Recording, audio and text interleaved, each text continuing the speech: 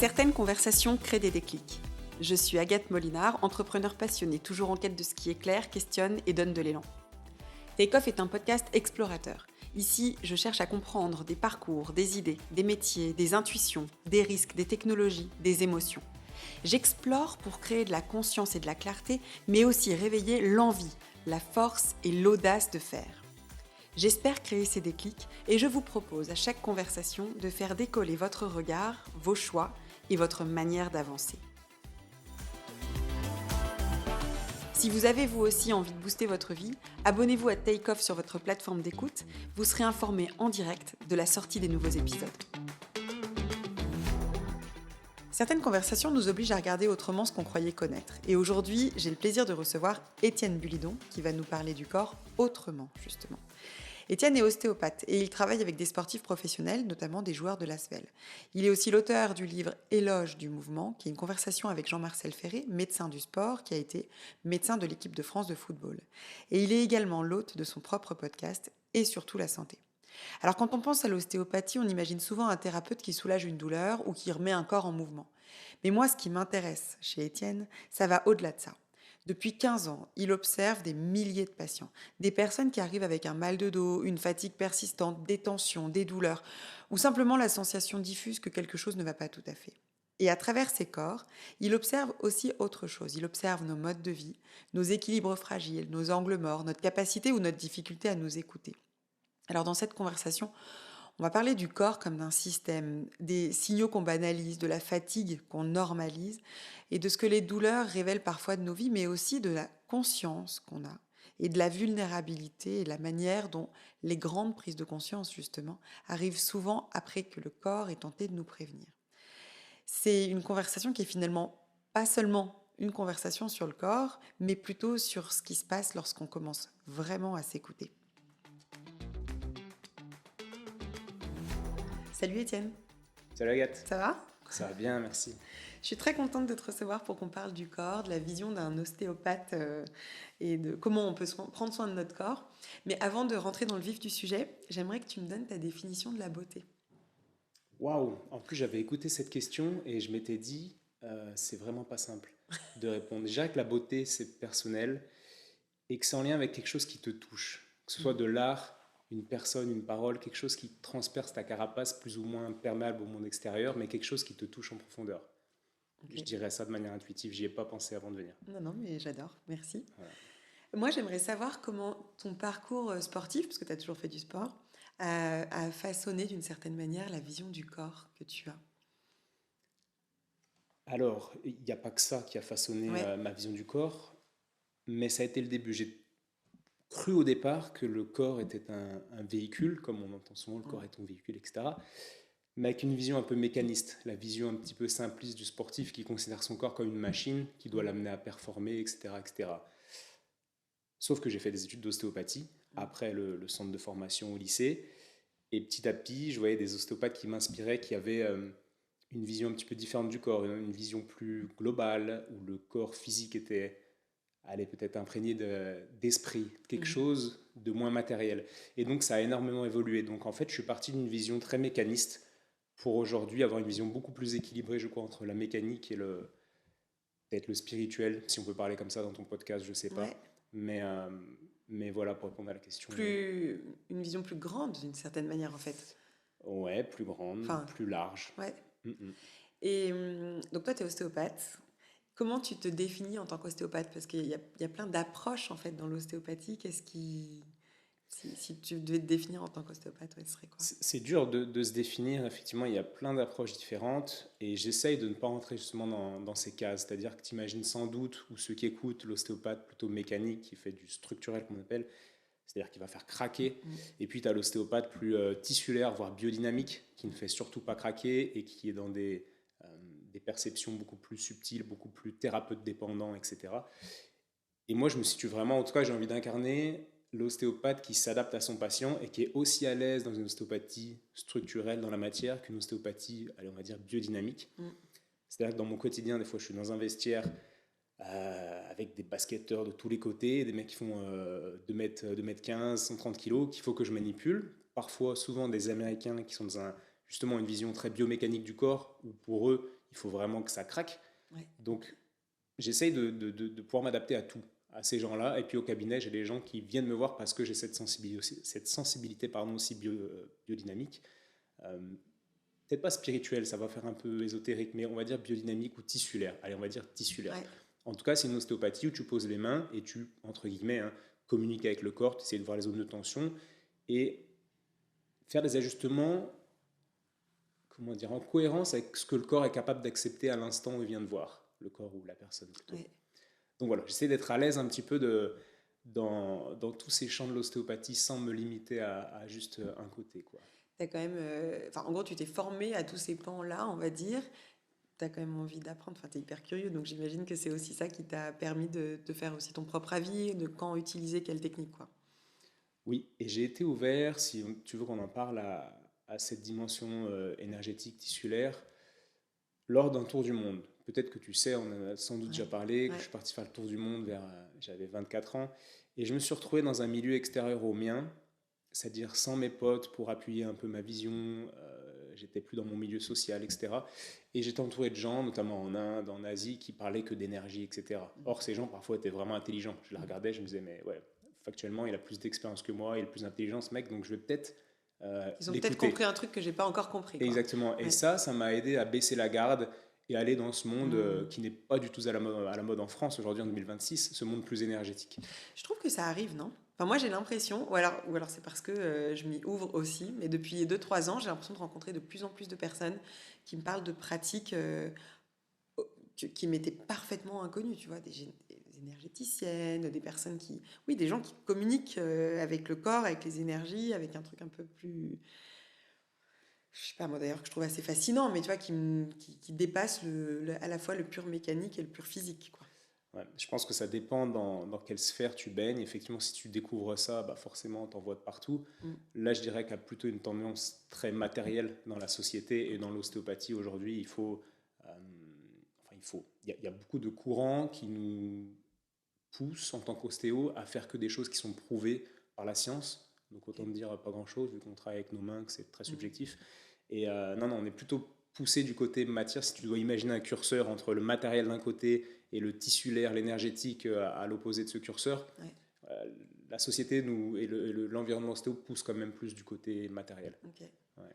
Et toi, justement, quand tu poses tes mains sur le corps de quelqu'un, tu lis quoi? Enfin, qu'est-ce qui se passe? Moi, ça me fascine pas mal. Quand tu dis... Alors, parce que... Enfin, bref, oui. Mais c'est fascinant, je comprends que ça te fascine. Il y a plein de grilles de lecture différentes, mais déjà, globalement, là, je pense qu'on sera tous d'accord, sachant que là, je représente la pensée d'Étienne Bulidon. Je n'ai pas la prétention de parler pour tous les ostéopathes du tout. Mais en tout cas, ce qu'on cherche, la tendance principale, c'est de chercher ce qui coince. Par définition, l'ostéopathe, il regarde ce qui bloque et il débloque. En sachant que le patient arrive en te disant...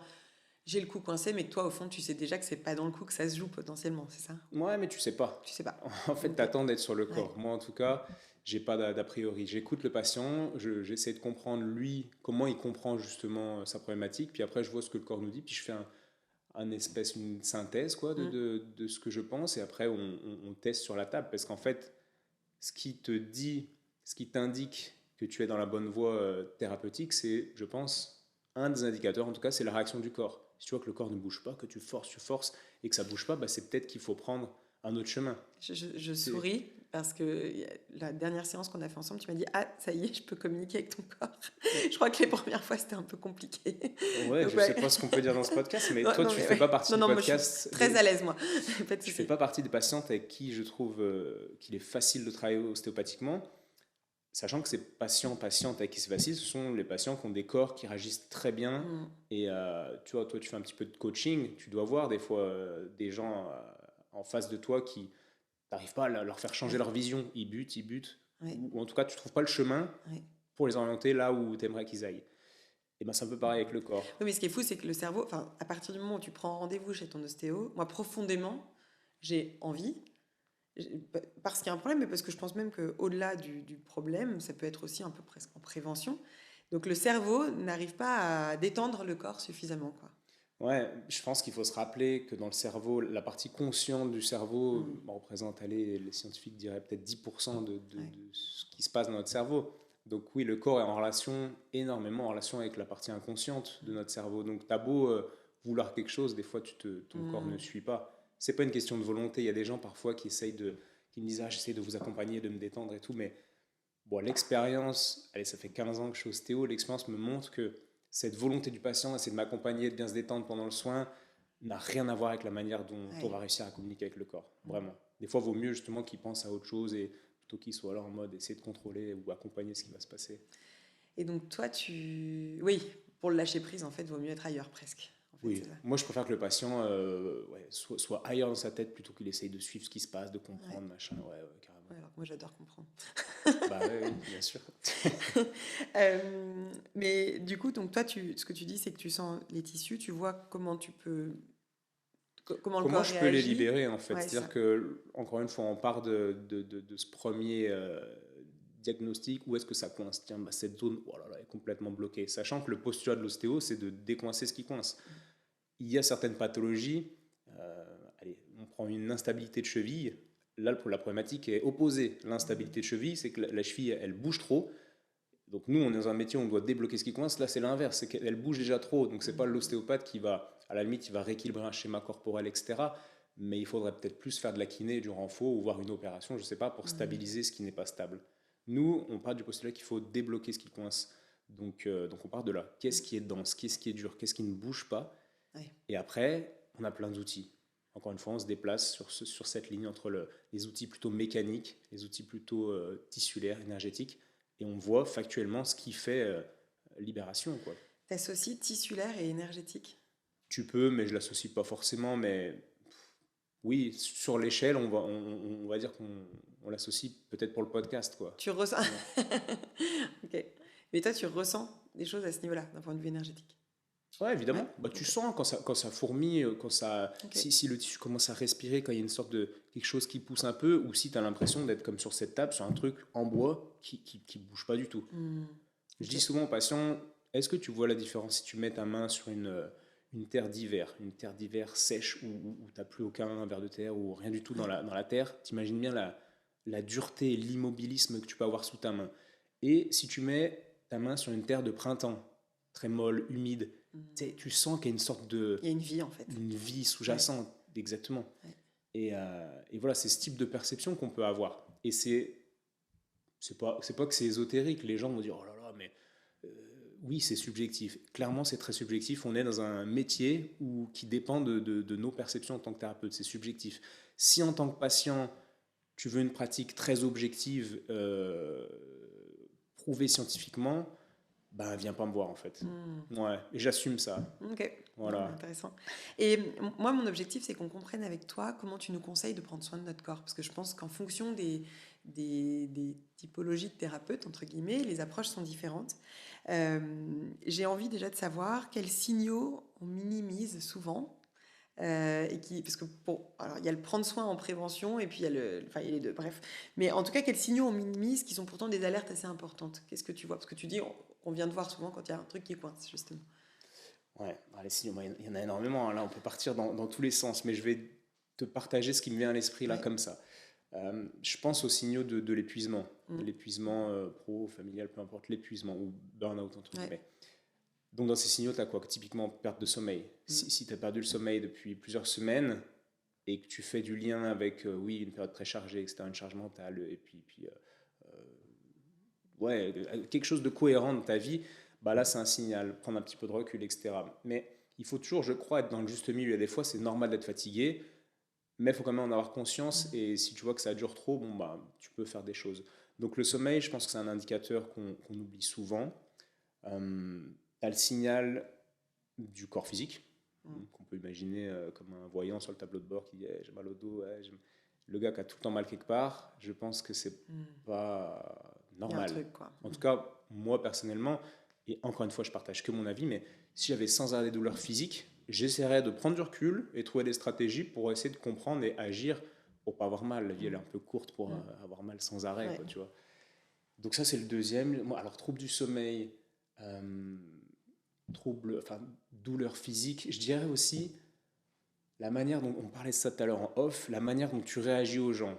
Typiquement, tu es en vélo, quelqu'un te coupe la route, Moi, si je m'énerve, putain, C'est la machin et gestion tout, de tes machin. émotions, quoi. Ouais, Vraiment. si je sens que je suis tendu, ou alors, par exemple, avec mon fils, si je sens qu'il fait rien et qu'il m'énerve, boum, alerte. Et puis après, tu fais du lien avec le sommeil, etc. Mais j'essaie d'avoir cette vision très systémique, encore une fois, de la santé et du bien-être. Je suis pas dans un truc, allez, se lever à 6 heures tous les jours, machin, faire ton sport. Enfin, je le fais, mais je suis un peu là-dedans, mais je pense que j'aime l'idée d'élargir un petit peu la vision du bien-être En gros, et de la santé. quelqu'un, ouais, et c'est plutôt parce que j'allais dire que tu vois quoi derrière cette fatigue chronique, derrière ce stress, ce mal de dos, le cou bloqué. Justement, toi, tu te dis qu'il y a peut-être du stress, quoi, enfin, ou en tout cas Bah, un équilibre de vie qui convient pas, ou... ouais, équilibre de vie, sans culpabiliser le patient, mais allez, on peut parler peut-être de système à revoir. C'est-à-dire que dans ton système, toi, Agathe, bah, tu as ton taf, tu as les enjeux qui vont avec ce boulot, tu as ta famille, tu as ton passé, et puis tu as le sport que tu fais pour aller bien, tu as les rendez-vous que tu fais ici, d'autres... Bref, tu as tout un système, en fait, au service de plein de choses, et dans ces plein de choses, il y a ton bien-être, parce qu'on cherche tous la même chose, au final, être heureux, avoir une bonne vie, etc. Et moi, quand j'ai toutes ces alertes, je me dis, OK, qu'est-ce qu'on pourrait changer dans le système pour que ça aille mieux? En tant qu'ostéopathe, j'agis sur une petite partie du système. J'agis sur un... Si on prend une autre image qui est celle de l'équation à plusieurs inconnus qui donne un symptôme, si on prend le symptôme, allez, mal de dos. Bon, qu'est-ce qui fait que cette personne a mal au dos? Tu creuses un petit peu, tu discutes, tu vois que dans l'équation qui aboutit à ce symptôme, il y a potentiellement plein de facteurs. Mais en tant qu'ostéo, tu restes à ta place. Tu agis sur le facteur qui est le blocage. Ouais. Allez, je débloque ce qui bloque, sachant que c'est peut-être autre chose qui a engendré ce blocage. Mais tu te dis peut-être qu'en libérant, il va justement avoir une réaction un peu plus systémique, le patient va aller mieux et puis il va peut-être changer un truc. Mais j'ai vraiment cette image d'une thérapie très large, bien sûr. Donc toi, on arrive avec un symptôme, tu agis sur la cause corporelle et tu essaies quand même d'infuser le reste pour qu'il y ait une petite réflexion autour, quoi. Ouais, exactement. J'essaie de rester dans cette lecture corporelle. Bon, si je peux tendre une perche ou deux sans jouer au psychologue, je le fais, mais j'essaie vraiment de rester à ma place. Et en tant que thérapeute, de développer tout un réseau de gens qui peuvent aider mes patients. Ça, c'est aussi mon but. Je travaille depuis des années. C'est d'avoir... Tu vois, je me suis toujours dit, on peut avoir quelques digressions dans ton podcast. Ouais, ouais. Je me suis toujours dit, qu'est-ce qui fait la différence entre un resto 3 étoiles et un resto 1 étoile? Parce que des fois, tu manges aussi bien dans un 1 étoile qu'un 3 étoiles. Mais je me dis, comment être un cabinet 3 étoiles? Et je pense que le soin a beau être le même dans un cabinet 1 étoile, 3 étoiles, peut-être que dans le 3 étoiles, tu peux avoir d'autres services. Et dans ces services-là, j'aime l'idée d'avoir beaucoup de thérapeutes chez qui réorienter pour vraiment résoudre ou alors agir sur l'inconnu de l'équation qui est la plus pertinente sur laquelle agir. Tu vois, quelqu'un, si on prend l'exemple de 16 mai, quelqu'un qui me parle, qui n'est pas bien, etc., et puis il me parle de sa gynécomastie. Ah tiens, machin, ben, je connais un gars qui fait ça, qui s'appelle Brice, qui travaille à 16 mai. Ah oui, d'accord. Puis il se fait opérer, puis le gars est refait. Je dis pas que ça va lui enlever son mal de dos, mais en tout cas, c'est un truc qui va lui changer sa vie, clairement. Et donc, dans cette vision 3 étoiles, j'essaie de constituer un réseau de gens qui me permettent de réorienter les patients de manière ultra pertinente pour agir sur la partie du système qui est, à mon avis, le plus demandeuse parce que tu as le souhait d'un accompagnement bien fait, enfin plus que bien fait, mais le souhait global. En fait, tu as vraiment envie de faire du bien aux gens. Ouais, et puis je pense que bah là, tu vois, Edgar Morin qui est décédé, mais m'a énormément influencé. Ouais. Tu vois, tous ces penseurs un peu systémiques qui sortent de la pensée binaire. Si on parle de politique, on a les mêmes problèmes. En fait, on pense tous un peu de manière binaire, alors qu'en fait, d'un côté ou de l'autre, il n'y a pas la solution. Il faut composer, il faut relier plutôt que séparer. Et moi, ça, c'est ma vision aussi de la vie de manière générale, en fait. Je partage. Voilà. Ouais. Et est-ce qu'il y a des zones, pour revenir au corps, est-ce qu'il y a des zones qui emmagasinent plus ces dysfonctionnements de système, on va dire, dans le corps? Alors, je reprends ta question. Est-ce qu'il y a des zones qui s'allument plus vite que d'autres? Oui, c'est ça. Évidemment, je pense qu'on les connaît. Ouais. Les trapèzes, le dos. Ouais. Mais le ventre? Oui, voilà, le ventre. Ouais. Ah bah, évidemment. Ouais. Mais voilà, encore une fois, j'aime l'idée de ne pas prendre trop de raccourcis. Mais oui, le dos, typiquement, ça doit représenter 70% des consultations ostéo. Ouais. Est une zone, c'est la zone par définition qui est l'aboutissement souvent d'une équation en plusieurs inconnus. Tu as des cas où le gars va tomber sur les fesses, se bloquer le sacrum, je dis n'importe quoi. Ouais. Donc là, c'est plus direct. Mais tu peux quand même te dire que ce gars, qui est tombé sur les fesses, peut-être que s'il avait déjà pas accumulé certaines choses, son corps aurait géré le truc et il lui aurait pas provoqué un mal de dos pendant 6 mois. Mais c'est comme, en fait, tu as tellement de parallèles. Ouais. Tu vois, là, demain, si t'arrive quelque chose dans la vie, si tu es déjà en charge mentale, plus, fatigué, etc., tu géreras pas du tout la même chose. Et le corps, c'est la même chose. Pour moi. Et comment on peut faire pour apprendre à écouter un peu plus ces signaux? Enfin, toi, avec l'expérience que tu vois, avec tous les patients que tu vois passer, j'imagine qu'il y en a certains que tu vois évoluer aussi. Ouais. Est-ce que c'est quoi? C'est juste le souhait d'avoir cette conscience? Enfin, tu vois, comment... Il y a des choses qui font vraiment évoluer les patients qui sont totalement indépendants de l'ostéopathe, c'est la maladie et l'épuisement. Enfin, quelqu'un qui a une maladie, qui fait un cancer, admettons. Attention, je ne suis pas en train de faire raccourci entre le cancer et l'aboutissement de quelqu'un qui ne s'est pas écouté, pas du tout. Mais en tout cas, un cancer, ou une phase de vie, un divorce ou un burn-out, ce sont des moments de réflexion. Un gros problème te permet de prendre du recul. Quoi. Ouais. C'est quand même dommage d'en arriver là. Bah oui, c'est dommage. Ouais. Mais malheureusement, c'est ce qui fait que les gens ont vraiment un shift dans leur tête. Comment faire autrement, peut-être, en prenant cette question?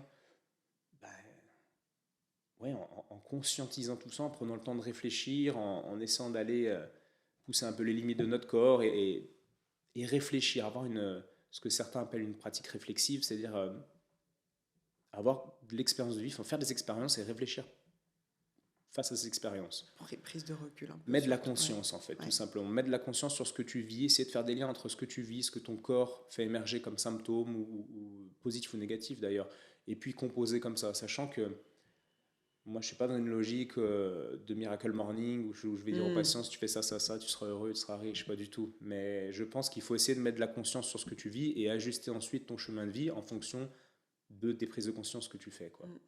Voilà. Et te faire aider peut-être pour prendre conscience de certaines choses. Si tu te dis que, faut être aussi honnête parfois, ça, les gens en manquent, surtout dans les campagnes. Par exemple, moi, je viens de la campagne et les gens ne vont pas aller voir un psychologue tant qu'ils ne sont pas, vraiment, au bout de 10 ans d'antidépresseurs, très mal, Alors qu'en fait, avant de prendre un antidépresseur, moi je trouve ça fou qu'il y ait des gens qui arrivent à un certain stade, sauf si c'est dû à quelque chose de très brutal, mais si c'est dû à des années d'accumulation, je trouve ça fou que personne ne leur ait dit de faire la démarche ou qu'ils aient le blocage qui les empêche de faire cette démarche d'aller voir un psy.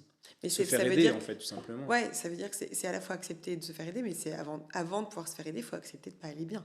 Et finalement, peut-être qu'écouter le signal, c'est accepter de se dire que là, il y a écouter son corps, c'est accepter que le corps puisse dysfonctionner ou en tout cas renvoyer quelque chose à écouter justement. Oui, bien sûr, mais ça c'est encore très personnel parce que chacun a sa grille de lecture. Il y a des gens qui vont dire attends, avoir mal au dos c'est normal, tout le monde a mal au dos.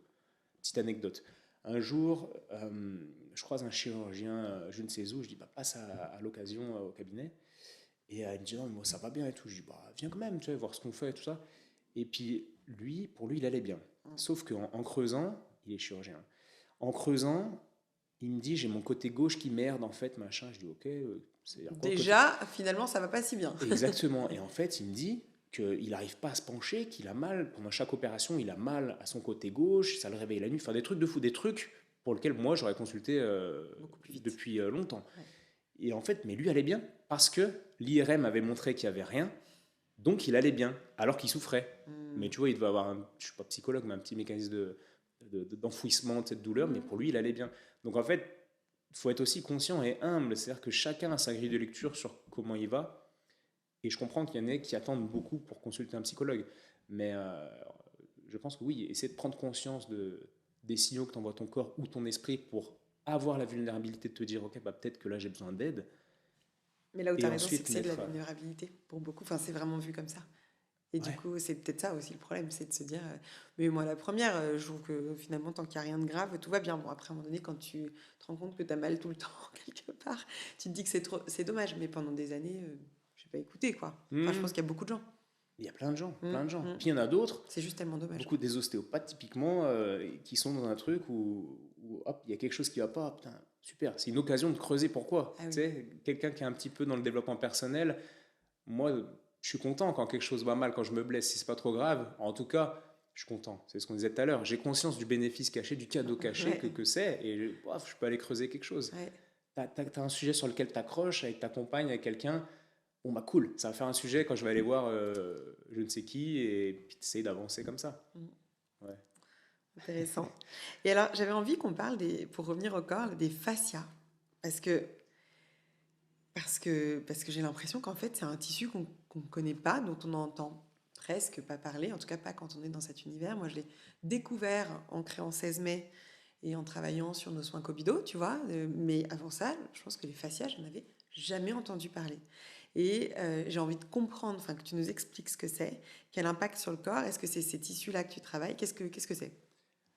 Ouais, c'est super intéressant. Ben, du coup, déjà, j'invite les gens à écouter mon futur podcast avec le docteur Guimberto, spécialiste mondial des fascias. C'est un chirurgien qui a étudié le fascia avec l'endoscope, etc.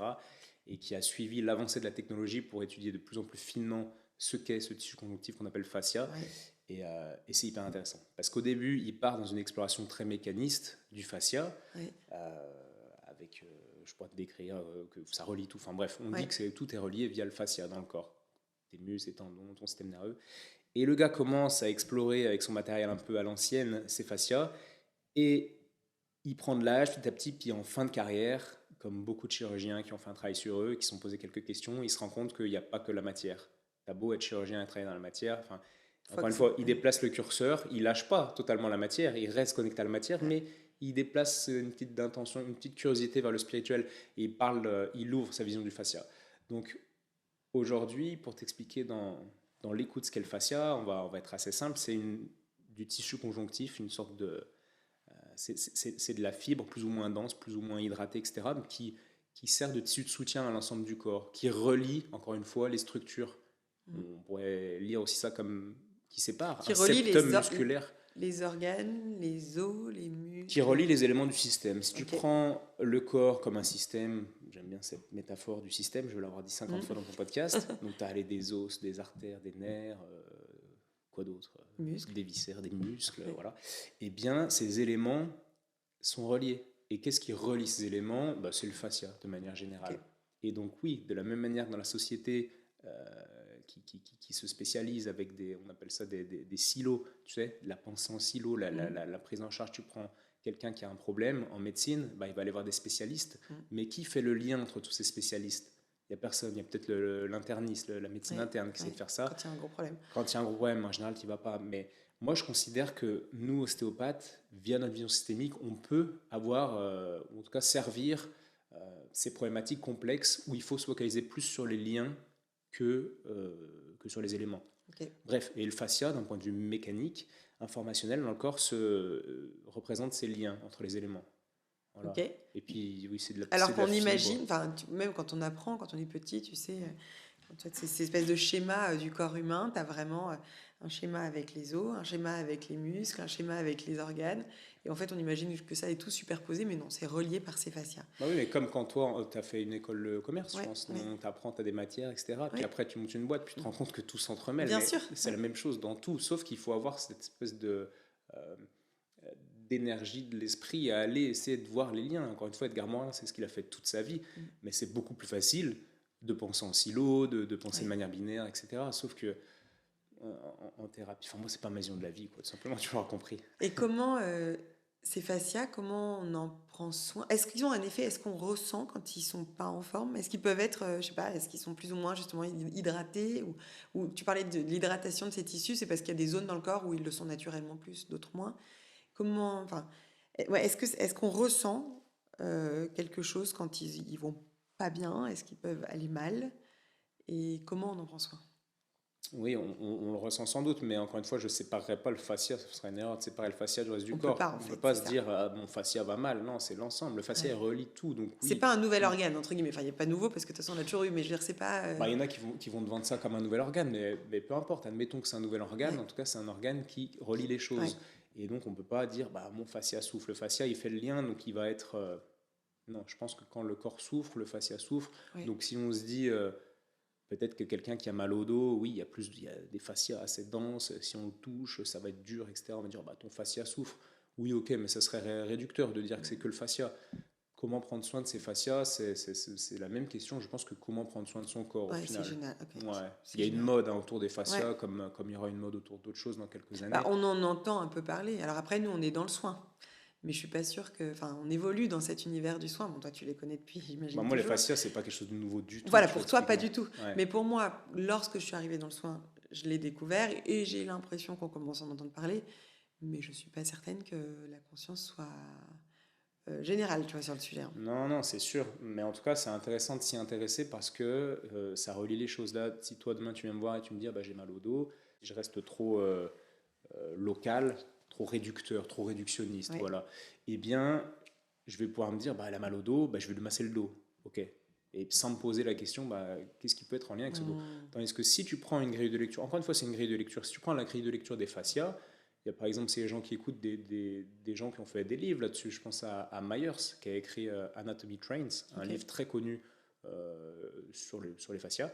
Et donc, tu vois le lien entre les différents fascias. Et donc, tu peux voir le lien entre un fascia thoracolombaire, c'est-à-dire le fascia du bas du dos qui va souffrir, et peut-être la zone cervicale ou la zone, la charnière cervico-dorsale, je dis n'importe quoi. Mais voilà, le fascia aide à faire du lien, et si tu as une problématique à un endroit eh bien, tu peux, grâce au fascia, lire la problématique de manière totalement différente et beaucoup plus globale. Ok. Je ne sais pas si je réponds à ta question. Si. Et toi, tu dis en gros, prendre soin de ces fascias, c'est prendre soin de ton corps. Toi, avec ta vision d'homme, certes, mais d'ostéopathe surtout, tu vois, et sportif. Mais... Je dirais d'homme surtout, et après d'ostéopathe. Je suis un homme avant d'être un ostéopathe. Oui, bien sûr, mais tu as quand même cette couche technique que nous n'avons pas, tu vois. Comment toi, tu conseilles de prendre soin de son corps? Comment toi, tu le fais? Alors, ce que j'essaye de faire, je ne le fais pas toujours, mais je pense que je reviendrai au basique. Malheureusement, en fait, c'est très simple. Tu vois, on peut aller dans de la complexité, mais au final, les conseils sont... C'est les fondamentaux. Sont des basiques. Sommeil, c'est facile à dire, mais comment régler ce problème de sommeil? Mais en tout cas, le sommeil, c'est la base. On se rend tous compte que quand on dort bien, tout va mieux. Exercice et mobilité, évidemment. La sédentarité, c'est un peu l'ennemi du fascia, parce que le corps s'adapte à la contrainte qu'on lui impose. Si tu lui imposes un siège, imposer est un mot fort, parce que le siège a l'air super confortable, là, ton petit siège à côté, mais c'est quand même de l'immobilisme que tu proposes à ton corps. Donc je dirais du mouvement, ça c'est hyper à la mode aussi, et je le comprends parce que c'est vrai. Donc du mouvement pour lutter contre cette sédentarité. Et puis l'alimentation, je dirais ça, sommeil, sport, alimentation, c'est des basiques. Je suis sûr, si tout le monde faisait ça... Manger, bouger, dormir. En gros, c'est classique, avec un peu de repos pour lutter contre cette charge mentale. Parce que là, l'écueil qu'on voit, c'est, tu vois, tous ces entrepreneurs sur LinkedIn, par exemple. Tu vois, sur LinkedIn, il y a tout un tas de mecs qui vont te vendre des trucs. Moi, aujourd'hui, je fais ça, je fais ci, je me lève tôt, je mange des protéines, je fais du yoga, j'ai arrêté de boire. Mais les mecs, ils sont tout le temps burn-out. Tu vois, il y a 2 ans, je pense à quelqu'un là qu'on connaît, je pense en commun. Il était en burn-out il y a 2 ans. Là, il vient d'annoncer son burn-out, et puis je pense que dans 2 ans, il réannoncera un burn-out s'il prend pas conscience en fait. En gros, le problème, c'est pas... la théorie est exprimée, mais le fond du sujet n'est pas traité, quoi. Ou alors pour ajouter une brique dans les 3 éléments que je t'ai dit, sport, sommeil, etc. Peut-être que repos. Tu vois, c'est marrant parce que je me suis noté récupération. J'avais envie qu'on parle de mouvement et de récupération. Je pense que récupération, non, c'est pas le truc oublié parce que c'est aussi à la mode, mais c'est le truc le plus compliqué à faire de nos jours. Trouver une demi-journée par semaine ou quelques semaines dans le mois où tu fais rien quand tu as des enfants, etc. Enfin, c'est pas simple. Moi, pour la première fois de ma vie de papa, donc ça fait que 4 ans, c'est une petite vie, mais j'ai pris des vacances pendant que Marius était à l'école. Parce que sinon, en fait, tu ne te reposes jamais. Donc toi, tu imagines avec 3 enfants, oui, tu imagines bien. Mais si tu fais pas ça, je me suis dit, mais quand c'est que je me repose? Donc, mais c'est difficile. Si moi je suis entrepreneur, je gère mon temps, ok, je peux le faire. Mais sinon, comment tu fais alors après, je pense qu'on a tous les deux envie de faire 1000 choses. On a une curiosité, une envie d'apprendre, une envie de découvrir. Il y a des gens qui arrivent à se reposer. Tu vois, moi, je trouve qu'effectivement, c'est difficile d'avoir une demi-journée où il n'y a rien de prévu. C'est très compliqué. Et même s'il n'y a rien de prévu, tu as tellement de trucs en tête que... Mais c'est marrant parce que dans un podcast, j'ai plus le nom de la personne que tu avais enregistrée sur le burn-out, dans ton podcast et surtout la santé. Denis Richet. Voilà.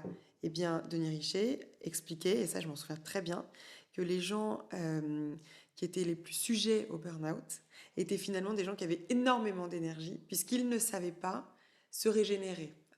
Récupérer en fait, puisqu'ils étaient tout le temps dans l'action et qu'ils ne prenaient pas ces moments de récupération. Ça m'a marqué parce qu'à l'inverse, j'avais un peu cette image du burn-out sur des personnes qui avaient peut-être pas l'énergie pour surmonter des choses plus ou moins difficiles, mais j'ai mis, pour le coup, ça fait partie des petites ampoules que j'ai allumées dans ma tête en me disant attention, prends ces temps de récupération. Ça me paraît assez évident. Je suis pas spécialiste du burn-out, mais j'imagine bien que quelqu'un avec des petits troubles d'hyperactivité, ou alors juste comme nous, très curieux, tu vois, une idée en tête, sommes plus favorables, candidats à ce genre de choses. Il y en a pour qui c'est pas du tout un problème de glander tout le dimanche dans le lit. Un jour, j'ai quelqu'un qui me dit, je lui dis, bah, tu fais quoi dimanche? Il me dit, bah rien, je suis resté au lit toute la journée. Et je lui dis, comment ça au lit? Enfin, genre, t'es dans ton lit, quoi. Et elle me dit, bah ouais, enfin, je me suis levé pour toilette, cuisiner, mais ouais, au lit, série, machin. Et c'est un truc que j'ai littéralement jamais fait dans ma vie, tu vois. Rester au lit une journée, je sais pas trop faire, quoi. Alors qu'en fait, si je le faisais tous les dimanches, ouais, perte de temps, ouais, je sais pas, mais c'est pas dans ma nature. Alors qu'il y a des gens, c'est vraiment dans leur nature. Et je pense que ces gens-là sont peut-être un peu moins sujets au burn-out. Encore une fois, je suis pas spécialiste du sujet, mais ça me paraît assez logique. C'est ce que j'avais retenu de cet échange. Oui, je vois très bien Denis dire ça, ouais. Mais du coup, pour revenir au mouvement, parce que tu as quand même écrit un bouquin qui s'appelle Éloge du mouvement. Ouais. Pourquoi d'ailleurs ce titre? Pourquoi Éloge du mouvement? Parce que ça colle à la philosophie de Jean-Marcel Ferret, le médecin du sport avec qui j'avais écrit ce livre. Et lui, voilà, sa philosophie, c'est de remettre en mouvement le plus vite possible, parce qu'il y avait cette tendance en médecine du sport à un moment donné d'immobiliser énormément. Or, tu perds des plans de glissement entre les fascias, typiquement, dans ces moments-là. Et parfois, c'est contre-productif d'immobiliser. Parfois, il le faut, hein, bien sûr, mais parfois, pas autant que ce qu'on faisait. Et donc, lui, il a été un peu précurseur dans cette philosophie d'amener du mouvement pour des problèmes de genoux, l'arthrose. On va dire, bah, arrête tout, alors qu'il va dire, bah non, fais du vélo, fais du rodage articulaire. Et voilà, ça résonnait avec sa philosophie qui résonnait avec celle de l'ostéopathe qui, encore une fois, par définition, redonne du mouvement. Donc je trouvais que c'était un titre cohérent. Et pour être assez concret, quelqu'un qui passe 8 heures par jour sur un fauteuil, justement, derrière son ordi, quelle est la reco en termes de mouvement? Tu vois, toi, je sais bien sûr qu'il faut faire du sport, mais tu vois, donner quelque chose de concret qu'on puisse suivre quand on a du mal à bouger, à trouver le temps et justement à le trouver. Ouais, je pense que tu le sais, tout le monde le sait, c'est de faire des pauses dans la journée, d'aller marcher, peut-être après manger, faire une petite balade. Tout le monde le sait, mais c'est bien qu'on nous le rappelle. Ouais, c'est ça. Oui, parce que moi j'ai l'impression que tout le monde le sait. Ouais, c'est vrai. Je sais pas qui va écouter ce podcast, mais voilà, de faire des pauses dans la journée et puis de marcher, peut-être après manger, pas direct se reposer pour activer un peu ton métabolisme juste après le repas, faire 20 minutes. On dit de faire 10 000 pas par jour, il y a des petites stratégies pour les faire. C'est qu'après chaque repas, petit-déj, repas et déj du soir, repas du soir, pardon, et c'est de faire 20 minutes de marche. Puis au final, tu as fait 1 heure de marche dans ta journée en faisant ça. C'est que tu les as pas trop vus passer. Et je pense que c'est ce qu'on appelle le micro-dosing en préparation physique. C'est faire un petit peu, mais régulièrement. Plus que prendre 1 heure de coaching à côté là, et puis te dire c'est cool, j'ai mon heure de coaching dans la semaine, mais si tu es assis tout le reste du temps, je trouve ça beaucoup moins pertinent que faire des petites choses la régularité, dans la journée. Ouais. Et c'est connu. Et puis il y a le NEAT, tu sais le NEAT, N-E-A-T. Non, je sais pas ce que c'est. Attends, non, mais c'est pareil, c'est un truc un peu à la mode en ce moment. Le mot, je le vois écrit, si tu veux, mais je sais plus ce que représente cet acronyme, ce que ça veut dire exactement, mais c'est l'idée d'inclure un petit peu de sport ou d'activité dans ton quotidien. Et typiquement en faisant ça une petite marche, un truc, tu prends les escaliers. Venir à vélo plutôt que. Exactement. C'est essayer de, je pense, mettre dans ta philosophie de vie ces petits exercices qui ne représentent pas grand-chose, mais qui de manière cumulée, font une grosse différence. Les effets cumulés, c'est pareil qu'en investissement. Les effets cumulés en termes de santé, j'ai fait un podcast aussi avec un cardiologue qui explique, je lui dis, mais au final, c'est comme en investissement, il faut miser sur les effets cumulés. Et il me dit, mais oui, mais c'est exactement ça, j'essaye de le dire à tout le monde. Mais je pense vraiment qu'on peut s'inspirer de ces fameux effets cumulés. Plutôt que de nous dire, en gros, il faut faire du sport 3 fois par semaine, bouger tous les jours, quoi. Ouais, alors, en fait... Et faire du sport 3 fois par semaine si on en ressent le besoin, j'imagine. Ouais, voilà, on est tous tellement différents. Mais je pense que si ton objectif, c'est d'être en bonne santé, d'être bien dans ton corps, sans douleur, pas de surpoids, etc., vaut mieux faire un peu de microdosing tout le temps et rajouter une séance ou deux par sport plutôt que d'aller 3 fois faire ton coaching et le résultat d'être complètement sédentaire, etc. Mais encore une fois, c'est quelque chose de très global. C'est là aussi ramener de la conscience, en fait. Parce que quand tu dis... tout le monde le sait, il faut bouger avant ou après votre déj, marcher. Tu vois, quand je t'entends dire ça, je me dis, mon prochain déj, il faut que j'y aille en marchant, que je revienne en marchant plutôt que de prendre mon vélo pour être plus rapide. Si t'as le temps, quoi, en fait, tu vois. En fait, on le trouve, le temps. C'est une question de regard. Après, il y a des moments où en fonction de nos vies, en fonction de nos jobs, on peut plus ou moins s'organiser, parce qu'il y a des gens qui ont 1 heure de pause déj. Si ton rendez-vous est loin, tu peux pas y aller en marchant. Mais je pense que la plupart du temps, c'est des questions de choix quand même. Oui, oui. Donc, en tout cas, c'est la question qu'il faut se poser. Chacun trouvera sa réponse, mais c'est comment inclure un petit peu d'exercice dans mes semaines. Et encore une fois, c'est une question où tu dézoomes sur la problématique, tu regardes le système de manière globale et puis tu inclus ça, quoi. Et la récupération, alors là, je pense, donc il y a le fait de pour moi, c'est le plus dur, ça. Alors vas-y, c'est le plus dur, on est d'accord, mais parce qu'on a des profils. Quand tu as un profil comme nous, c'est le plus dur. Ouais. Mais c'est quoi ta théorie là-dessus? Je vais peut-être pas te demander ta pratique du coup. Ma théorie sur la récupération, non, mais si, la pratique, j'essaye aussi. Mais je pense que par exemple, quand tu marches tranquillement, c'est une forme de récupération aussi, quoi. Mais la vraie récupération, par exemple, glander, tu vois, les gens parlent des effets du fait de glander, comment on dit de manière plus... de prendre du temps, quoi, enfin de chiller en anglais, mais... Chiller, de prendre le temps de s'ennuyer. Ouais, voilà, l'ennui, exactement, c'est plus ça. L'ennui, les vertus de l'ennui. Mais ça, c'est pas facile pour tout le monde. C'était quoi ta question? Comment la récupération? Parce que pour moi, il y a 2 types de récupération. On parlait là du burn-out, la nécessité de se régénérer. Donc ça, c'est avoir des moments pour souffler. Mais il y a celle-là, j'aimerais bien avoir ta reco, mais surtout typiquement après le sport, vis-à-vis de son corps. Parce que pour moi, la récupération, c'est dans la tête et dans le corps. Comment... encore une fois, plein de stratégies. Tu peux venir à 16 mai, j'imagine que tu as plein de pratiques pour récupérer, parce qu'il y a des gens, encore une fois, comme nous, qui doivent s'imposer ça, et c'est très bien, chacun sa stratégie, puis d'autres qui ont un peu plus de discipline, ou je sais pas, ou qui arrivent mieux tout simplement à aller marcher en forêt. Encore faut-il avoir une forêt, nous on est au centre de Lyon, on entend un peu moins, mais avoir une petite balade dans les bois. Moi j'ai un indicateur, tu vois, pour parler de moi, qui est mon intérêt pour la botanique et les arbres. En fait, j'aime beaucoup ça. Et quand je prends le temps de regarder les arbres, et quand je me dis, putain, celui-là, je le connais pas, et bim, je prends une petite photo, j'ai une application qui me dit les arbres, puis je regarde, tiens, ok, c'est ça, machin, et puis tu vois, ce temps de connexion, de regarder les arbres, est un indicateur comme quoi mon esprit, il y a de l'espace dans ma tête. Et j'ai des périodes où je regarde plus les arbres. Et donc ça, pareil, c'est un petit indicateur. Il n'y a pas de bande passante, quoi, pour ça. Pas de disponibilité. Donc ça, c'est quelque chose de tout bête, mais je pense qu'on peut tous avoir nos petits signaux, mais voilà, la nature, c'est très connu. La nature, l'art, la religion, le spirituel, c'est des choses qui te nourrissent intérieurement. Il y a ça aussi, récupérer, ça vient l'étymologie de récupérer, c'est prendre quelque chose qu'on t'a pris, reprendre quelque chose qu'on t'a pris, tu récupères. Et donc, c'est pas juste être dans un canapé, ça peut être aller te nourrir de quelque chose. Aller, justement, on parlait tout à l'heure de la beauté, qu'est-ce qui te touche? Qu'est-ce qui te ressource? On peut parler aussi de ce terme de ressources, c'est important. Si c'est de faire un massage Kobido, c'est génial. Mais tu peux avoir autant d'effets positifs, si tu es sensible à la nature comme moi, d'aller faire une marche en forêt qu'un massage Kobido. Et je pense que c'est à chacun de trouver ses stratégies et ce qui lui fait envie sur le moment. Moi j'ai envie d'un massage des voûtes plantaires, d'un réflexologue plantaire. Je me suis dit, il faut que j'y aille, donc là je suis en train de prendre rendez-vous. Mais voilà, chacun ses stratégies pour se ressourcer. Et il y a 3 axes qui ressourcent les humains, qui ont été développés par Hartmut Rosa. Je t'invite à lire ce livre qui s'appelle Résonance. C'est un pavé. Hein. Franchement, je ne sais pas si ça vaut le coup parce qu'il est très long ce livre. Mais en tout cas, les idées sont...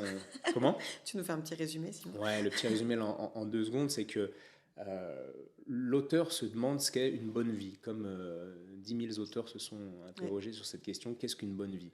Et lui, il estime qu'une bonne vie, c'est une vie où tu es en résonance avec le monde extérieur.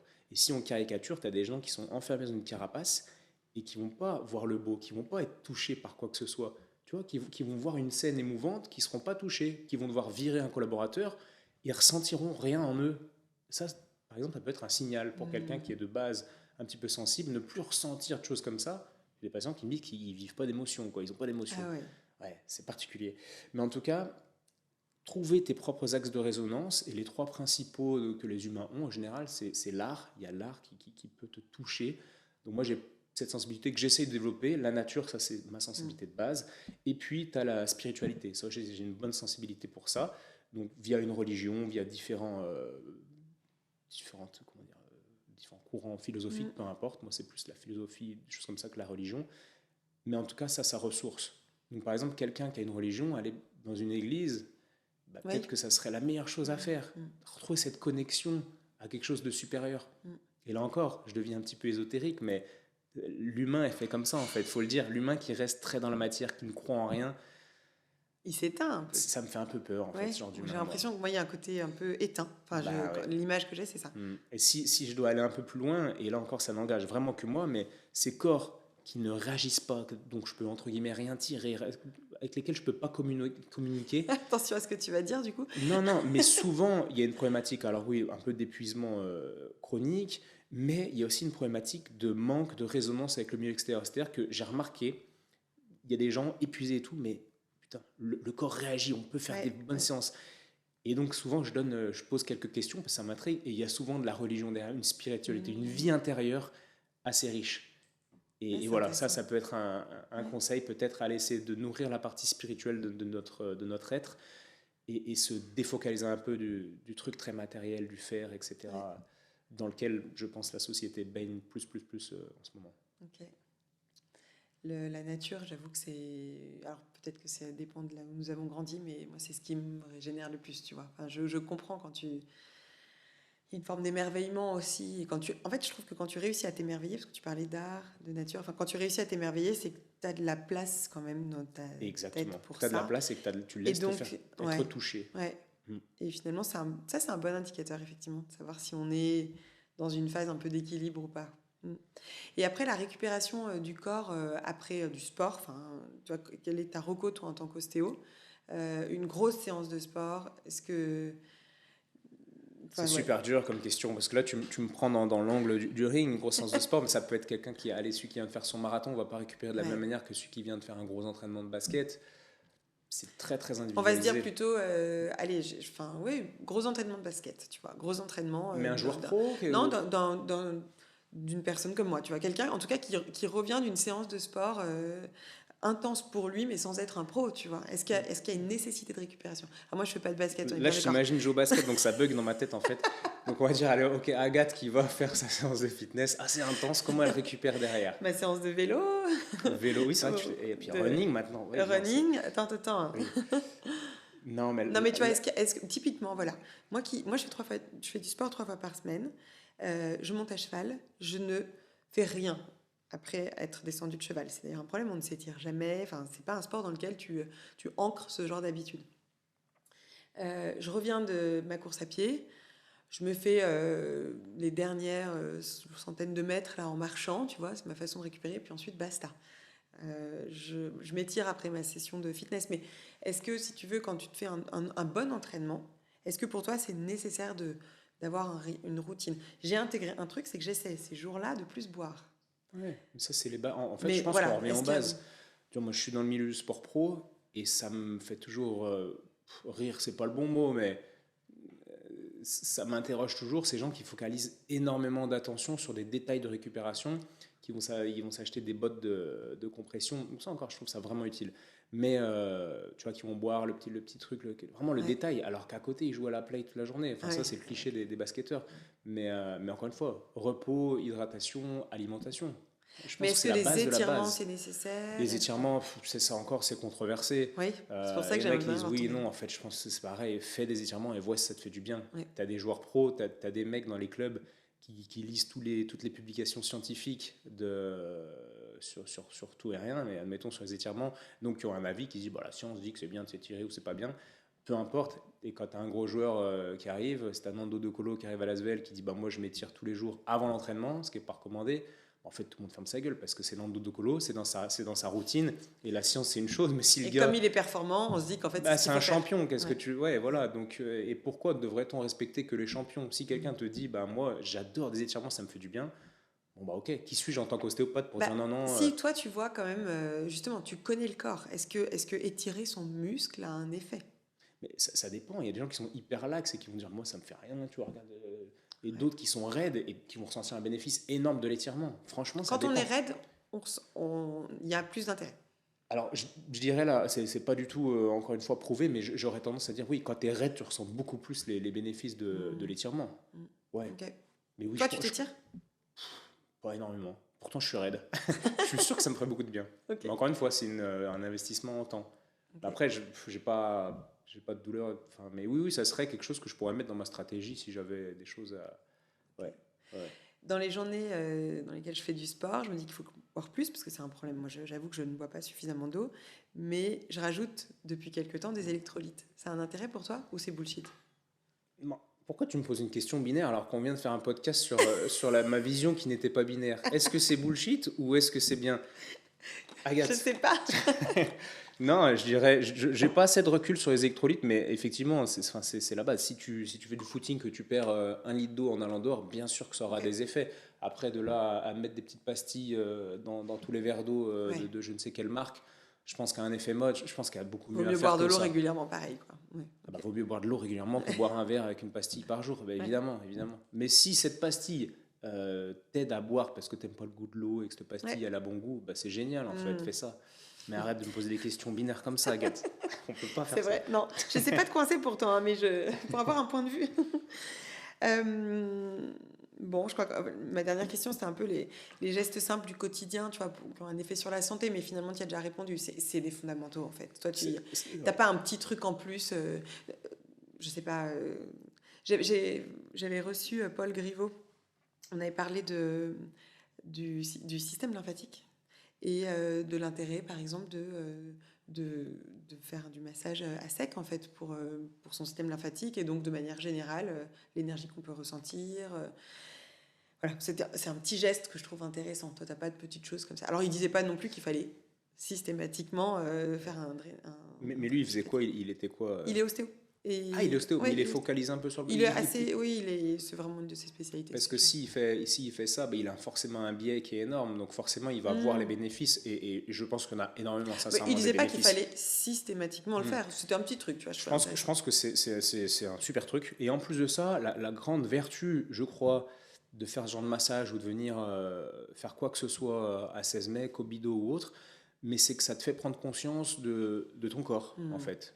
Que ça fasse des effets XY sur les uns sur les autres, c'est bien, mais rien que de te faire toucher, ça c'est énorme. Tu pourrais faire un podcast sur les bénéfices du toucher. Rien que de te faire toucher le corps, c'est génial.